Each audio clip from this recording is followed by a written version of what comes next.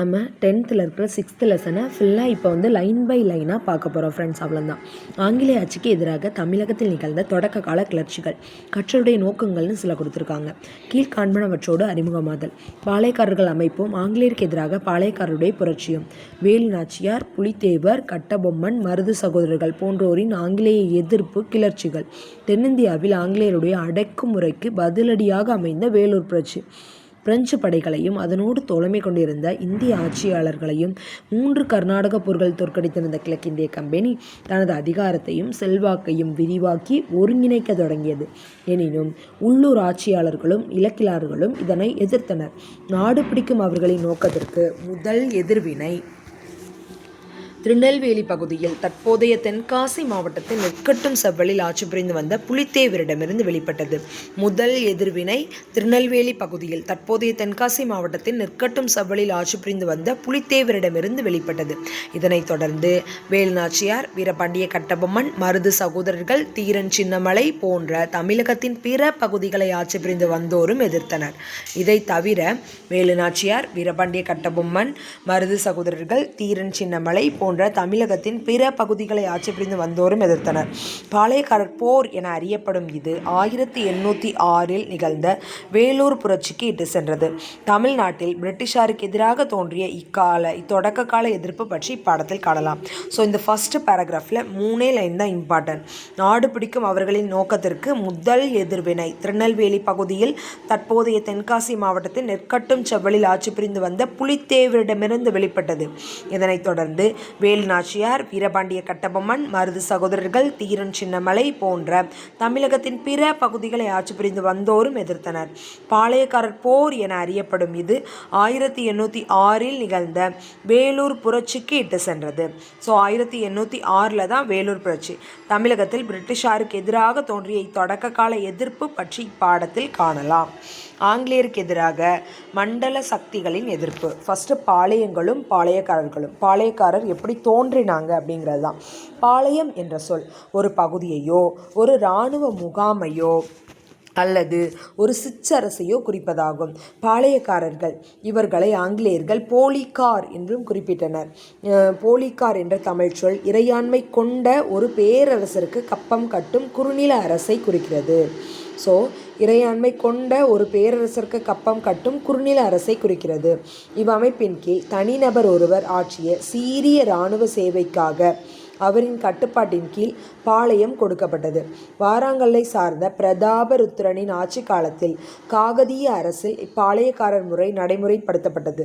மதுரை நாயக்கராக 1529 பதவியேற்ற விஸ்வநாத நாயக்கர் அவர்தம் அமைச்சரான அரியநாதரின் உதவியோடு தமிழகத்தில் இம்முறையை அறிமுகப்படுத்தினார். பரம்பரையாக 72 பாளையக்காரர்கள் இருந்திருக்கக்கூடும். பாளையக்காரர்களால் வரி வசூலிப்பதிலும் நிலப்பகுதிகளை நிர்வகிப்பதிலும் வழக்குகளை விசாரிப்பதிலும் சட்டம் ஒழுங்கை பாதுகாப்பதிலும் தன்னிச்சையாக செயல்பட முடிந்தது. அவர்களது காவல் காக்கும் கடமை படிக்காவல் என்றும் அரசு காவல் என்றும் அழைக்கப்பட்டது. பல்வேறு சந்தர்ப்பங்களில் நாயக்க ஆட்சியாளர்கள் தங்கள் அதிகாரத்தை தக்க வைத்து கொள்ள பாளையக்காரர்கள் உதவி புரிந்தனர்.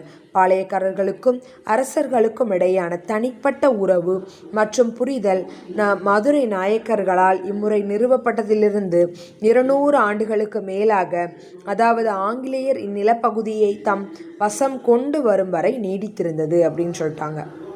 அதாவது ஃபர்ஸ்ட் பேராகிராஃபில் என்ன சொல்லியிருக்காங்க அப்படின்னா, பாளையக்காரர்களும் பாளையங்களும் எப்படி தோன்றுச்சுன்றது தான் சொல்லியிருக்காங்க.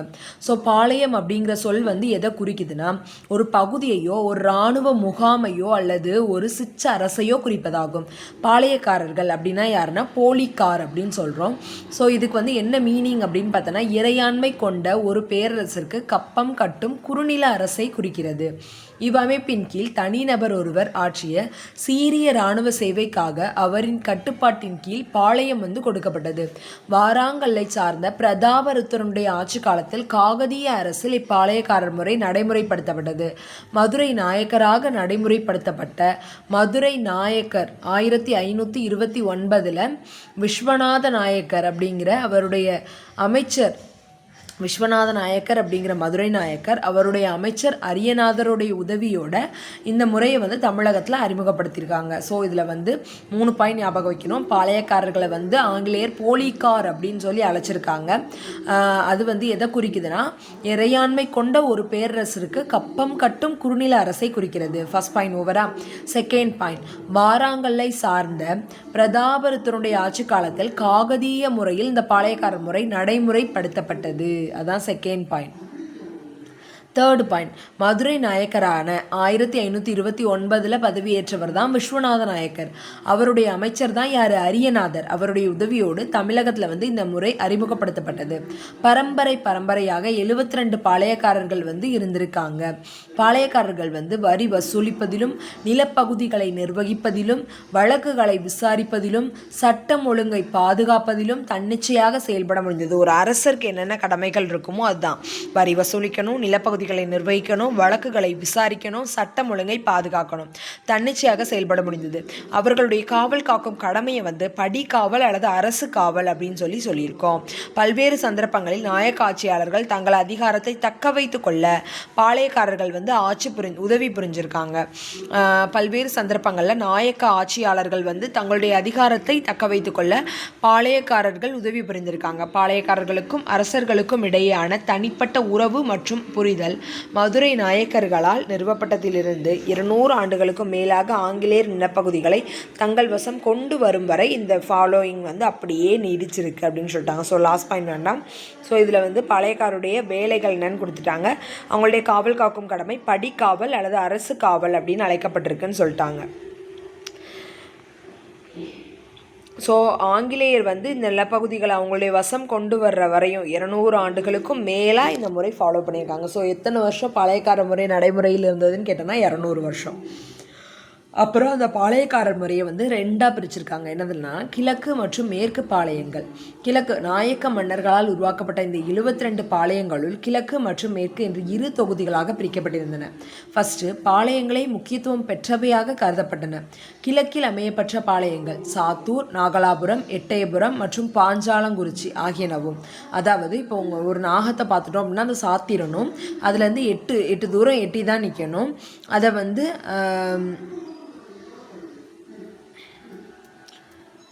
பாஞ்சாலங்குறிச்சி ஆகியனவும் மேற்கில் இது எல்லாமே கிழக்கில் அமையப்பட்ட பாளையங்கள். மேற்கில் அமையப்பட்ட பாளையங்கள் வந்து ஊத்துமலை, தலைவன்கோட்டை, நடுவக்குறிச்சி, சிங்கப்பட்டி, சேத்தூர் ஆகியனவாகும். ஸோ மேற்கில் அமையப்பட்ட பாளையங்கள் எதெல்லாம் பார்த்தோன்னா ஊத்துமலை, தலைவன்கோட்டை, நடுவக்குறிச்சி, சிங்கப்பட்டி, சேத்தூர். ஸோ மேற்கில் அமையப்பட்ட பாளையங்கள் வந்து ஊத்துமலை, தலைவன்கோட்டை, நடுவக்குறிச்சி, சிங்கம்பட்டி, சேத்தூர். ஸோ ஒரு ஊத்து இருக்குது, அது தலைவன்கோட்டை பக்கத்தில் நடுவில் அமைஞ்சிருக்கு, அது சிங்கமுகம் நடுவில் வச்சுருக்கு.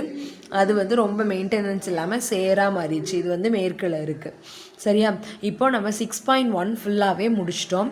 6.2க்குள்ளே என்ட்ரு ஆகிறோம். பாளையக்காரர்களுடைய புரட்சி. அதில் ஃபர்ஸ்ட் டாபிக் மட்டும் நம்ம இந்த வீடியோவில் பார்க்க போகிறோம். ஃபர்ஸ்ட் டாபிக் என்னதுன்னா புலித்தேவருடைய புரட்சி தான். ஸோ புலித்தேவருடைய வருஷம் என்னதுன்னு பார்த்தோன்னா 1755 1767 வரையும் கர்னல் ஹெரான் தலைமையிலான கம்பெனியின் படை ஒன்றை அழைத்து கொண்டு மார்ச் 1755 மபூஸ் கான், ஆர்காட் நவாப்போட சகோதரர் அவர் தான் மபூஸ் கான், திருநெல்வேலிக்கு சென்றார். மதுரை எளிதில் அவர்களுக்கு கையில் வீழ்ந்தது. அதன் பின் தொடர்ந்து கம்பெனிக்கு கீழ்ப்படிய மறுத்து வந்தவர் தான் புலித்தேவர். அவரை அடைக்க கர்னல் ஹெரான் பணிக்கப்பட்டார். மேற்கு பகுதியில் இருந்த பாளையக்காரர்களிடம் புலித்தேவர் மிகுந்த செல்வாக்கு பெற்றிருந்தார். பீரங்கிகளுடைய தேவையும் துணை களப்பொருட்கள் மற்றும் படைவீரர்களுடைய ஊதியம் உள்ளிட்ட காரணங்களால் ஹெரான் தனது திட்டத்தை கைவிட்டு மதுரைக்கு பின்வாங்கினார். கம்பெனி நிர்வாகம் அவரை திரும்ப அழைத்ததோடு நிரந்தர பணி நீக்கம் செய்தும் உத்தரவிட்டது.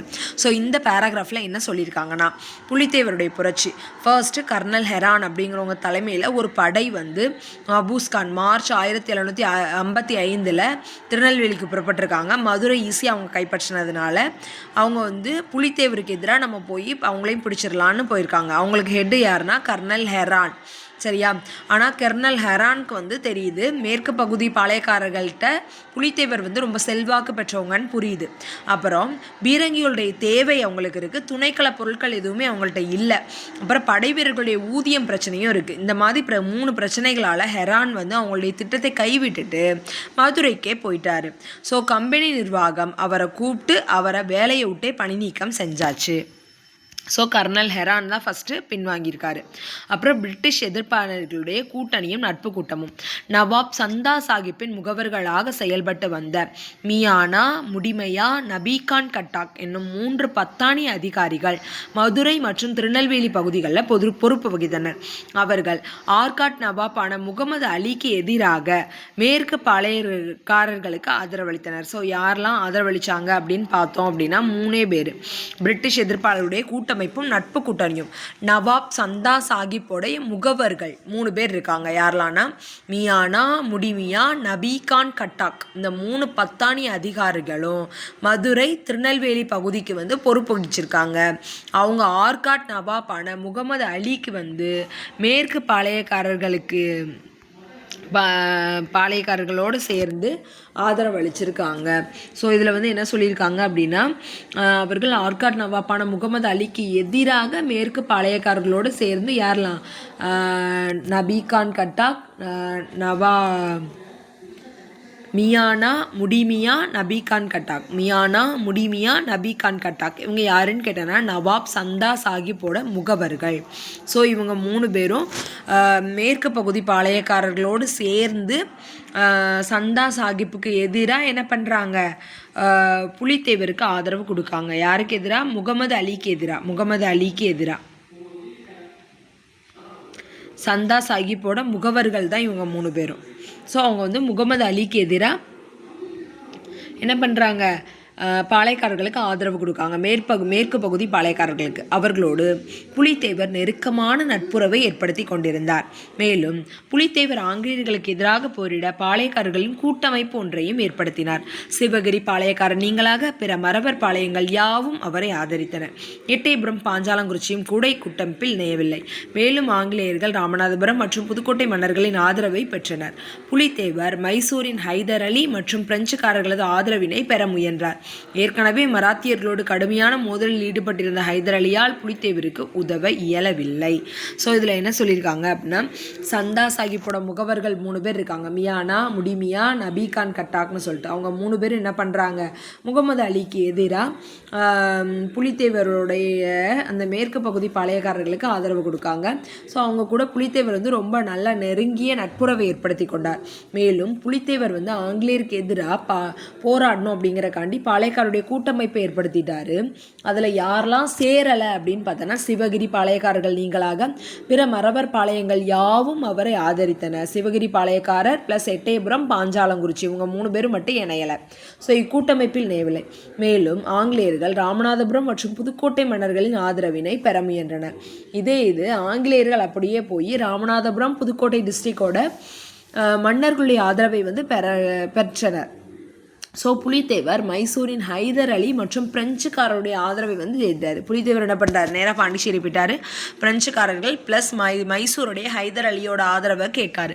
ஏற்கனவே மராத்தியர்களோடு கடுமையான மோதலில் ஈடுபட்டிருந்த ஹைதர் அலியால் புலித்தேவருக்கு உதவ இயலவில்லை.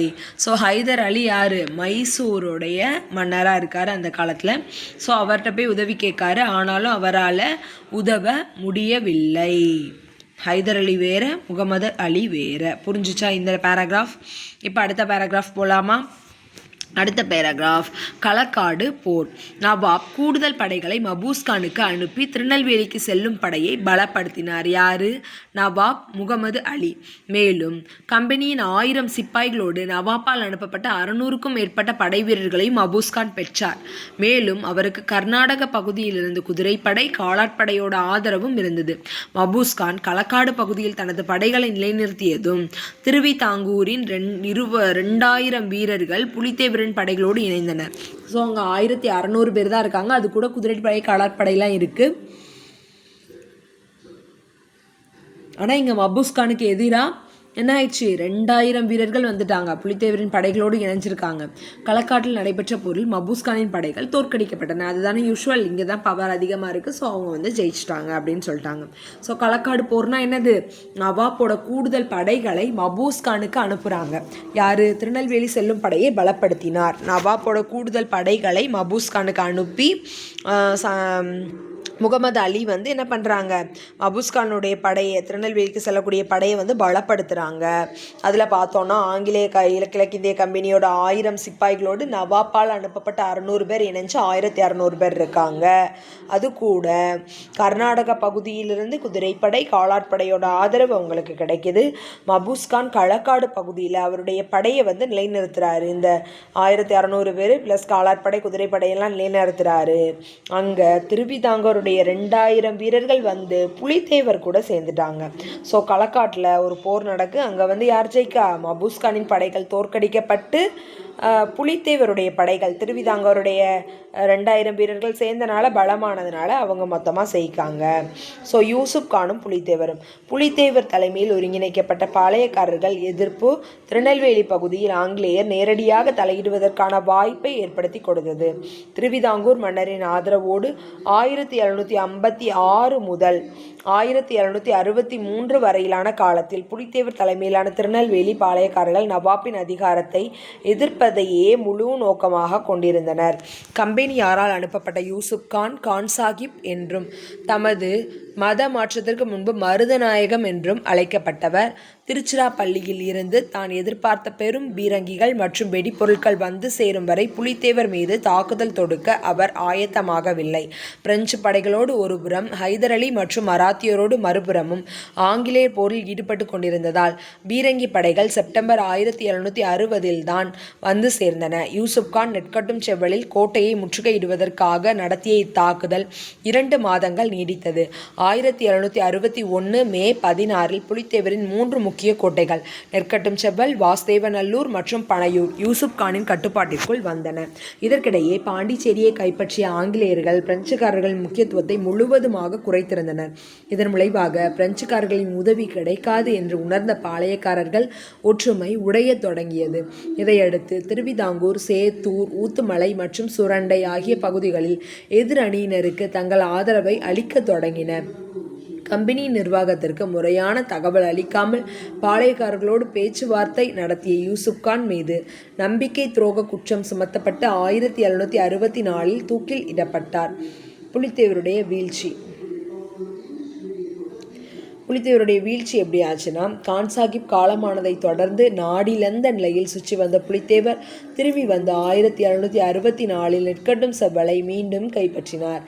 எனினும் 1767 கேப்டன் கேம்பல் என்பவரால் தோற்கடிக்கப்பட்டார். தப்பிச் சென்ற அவர் நாடிழந்த நிலையிலே காலமானார். ஒண்டிவீரன் புலித்தேவரின் படைப்பிரிவுகளில் ஒன்றனுக்கு தலைமையேற்றிருந்தார். புலித்தேவரோடு இணைந்து போரிட்ட அவர் கம்பெனி படைகளுக்கு பெரும் சேதங்களை ஏற்படுத்தினார். செபி வழி செய்தியின்படி ஒரு போரில் அவரது கை துண்டிக்கப்பட்டதாகவும் அதனால் புலித்தேவர் பெரிதும் வருந்தியதாகவும் தெரிகிறது. ஆனால் ஒண்டிவீரன் எதிரியின் கோட்டையில் தான் நுழைந்து பல தலைகளை கொய்தமைக்காக தமக்கு கிடைத்த பரிசு என்று கூறியுள்ளார். ஸோ லாஸ்ட் 2 பேராகிராஃபில் என்ன சொல்கிறாங்க அப்படின்னு பார்த்தோன்னா, இப்போ யூசுப் கானும் புலித்தேவர் தலைமையில் ஒருங்கிணைக்கப்பட்ட ஒரு பாளையக்காரர்கள் வந்து திருநெல்வேலி பகுதியில் ஆங்கிலேயரை நேரடியாக தலையிடுவதற்கு வாய்ப்பை ஏற்படுத்தி கொடுத்தது. புலித்தேவர் தலைமையில் ஒரு பாளையக்காரர் எதிர்ப்பு ரெடி ஆயிடுச்சு இல்லையா. ஸோ அது வந்து திருநெல்வேலி பகுதியில் ஆங்கிலேயர் நேரடியாக போய் தலையிடுறதுக்கான வாய்ப்பை வந்து ஏற்படுத்தி கொடுத்துருச்சு. திருவிதாங்கூர் மன்னரோட ஆதரவோடு 1756 முதல் 1763 வரையிலான காலத்தில் புலித்தேவர் தலைமையிலான திருநெல்வேலி பாளையக்காரர் நவாபின் அதிகாரத்தை எதிர்ப்பதையே முழு நோக்கமாக கொண்டிருந்தது. ஸோ திருவிதாங்கூர் மன்னருடைய ஆதரவோடு 1756 1763 வரைக்கும் இந்த காலத்தில் வந்து புலித்தேவர் தலைமையிலான திருநெல்வேலி பாளையக்காரர்கள் நவாபின் அதிகாரத்தை எப்படியாவது எதிர்க்கணும் அப்படிங்கிறத மட்டும்தான் கான்செப்டாக வச்சுருக்காங்க. கம்பெனியாரால் அனுப்பப்பட்ட யூசுப் கான், கான் சாஹிப் என்றும் தமது மத மாற்றத்திற்கு முன்பு மருதநாயகம் என்றும் அழைக்கப்பட்டவர். ஸோ கம்பெனியால் அனுப்பப்பட்ட யூசுப் கான் அப்படிங்கிறவங்க யாருன்னா கான் சாஹிப் அப்படின்னு அழைக்கப்படுறாரு. கம்பெனியாராலையும் அவர் வந்து மருதநாயகம், அதாவது கம்பெனிக்கு முன்னாடி ஃபஸ்ட்டு அவருடைய பேர் என்னதான் மருதநாயகம் கான் சாஹிப்க்கு அப்புறமா யூசுப் கான். இவர் வந்து திருச்சிராப்பள்ளியில் இருந்து தான் எதிர்பார்த்த பெரும் பீரங்கிகள், வெடிப்பொருட்கள் வந்து சேரும் வரை புலித்தேவர் மீது தாக்குதல் தொடுக்க அவர் ஆயத்தமாகவில்லை. பிரெஞ்சு படைகளோடு ஒருபுறமும், ஹைதர் அலி மற்றும் மராத்தியரோடு மறுபுறமும் மறுபுறமும் ஆங்கிலேயர் போரில் ஈடுபட்டு கொண்டிருந்ததால் பீரங்கி படைகள் செப்டம்பர் 1760 தான் வந்து சேர்ந்தன. யூசுப் கான் நெற்காட்டும் செவ்வலில் கோட்டையை முற்றுகையிடுவதற்காக நடத்திய தாக்குதலில் 2 மாதங்கள் நீடித்தது. 1761 to 61 மே 16 வந்து புலித்தேவருடைய 3 முக்கிய கோட்டைகளில் நெற்கட்டும் செவ்வல், வாசுதேவநல்லூர் மற்றும் புனையூர் யூசுப் கானின் கட்டுப்பாட்டிற்குள் கொண்டு வந்தது.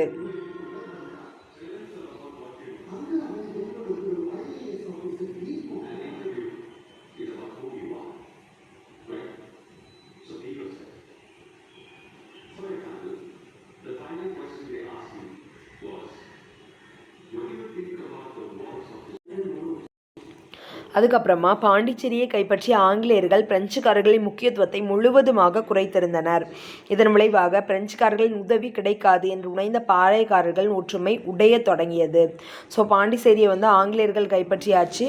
ஸோ பிரெஞ்சுக்காரருடைய உதவி நமக்கு கிடைக்காது அப்படின்னு பாளையக்காரர்கள் தெரிஞ்சனால பாளையக்காரர்கள் எல்லாருமே பின்வாங்க ஆரம்பிச்சிட்டாங்க. திருவிதாங்கூர், சேத்தூர், ஊத்துமலை,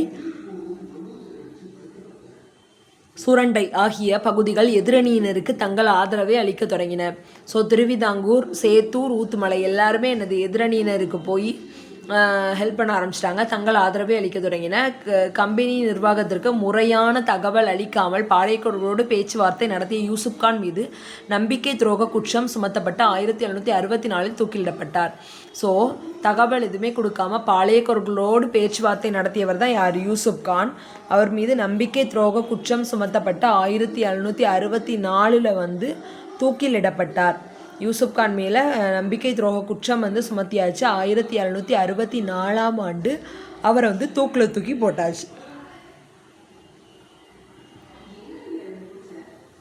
அப்புறம் புலித்தேவருடைய வீழ்ச்சி. யூசுப் கானோட இன்னொரு பேர் தான் கான் சாஹிப் மருதநாயகம். அவர் மேலே தேச துரோக குற்றம் சுமத்தி நம்பிக்கை துரோக குற்றம் மூலமாக 1764 அவரை வந்து தூக்கில் போட்டாச்சு. புலித்தேவருடைய வீழ்ச்சி. கான் சாஹிப் காலமானதை தொடர்ந்து நாடிழந்த நிலையில் புலித்தேவர் சுற்றிட்டு இருந்திருக்காரு. இப்போ 1764 வந்து நெற்கட்டும் செவ்வலை திருப்பியும் கைப்பற்றி 1767 வந்து திருப்பியும் கேம்பல் அப்படிங்கிறவங்க வந்து தோற்கடிச்சிருக்காங்க. ஸோ தப்பிச்சென்ற அவர் நாடிழந்த நிலையில் காலமானார். ஸோ ஒண்டி வீரன்னா யாருன்னா, ஒண்டி வீரர் புலித்தேவருடைய படைப்பிரிவுகளில் ஒன்றுக்கு தலைமையேற்றிருந்தார். புலித்தேவரோடு இணைந்து போரிட்டு அவர் கம்பெனியின் படைகளுக்கு பெரும் சேதங்களை ஏற்படுத்தினார். செலவிழந்த செய்தியின்படி, செவிவழி வந்த செய்தியின்படி அவருடைய ஒரு போரில் வந்து அவருடைய கை துண்டிக்கப்பட்டதாகவும் அதனால் புலித்தேவர் ரொம்ப வருந்தியதாகவும் கூறப்படுகிறது. ஆனால் ஒண்டி வீரன் எதிரியின் கோட்டையில் தான் நுழைந்து பல தலைகளை கொய்தமைக்கு தமக்கு கிடைத்த பரிசு அப்படின்னு சொல்லி அதை சொல்லியிருக்காரு. ஸோ வேல் நாச்சியார்லேருந்து நெக்ஸ்ட் வீடியோவில் பார்க்கலாம் ஃப்ரெண்ட்ஸ். தேங்க்யூ.